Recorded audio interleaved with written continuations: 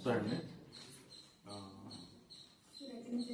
నా సిస్టర్కి 35 ఏళ్ళ బట్టి కాలు నొప్పులు, కాలు వాపులు, నడవలేకపోవడం వంటి జరుగుతూ ఉండేయండి.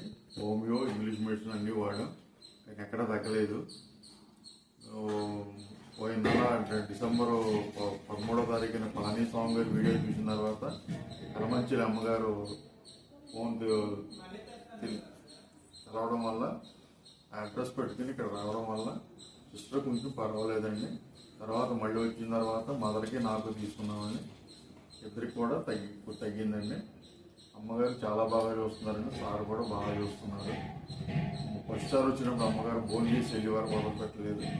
భోజనం పెట్టి మరీ పంపించారు. చాలా బాగా చూసుకుంటారండి. మాకు తగ్గిందండి. మాది నిడదవోలండి, రాజమండ్రి దగ్గర నిడదవోలు.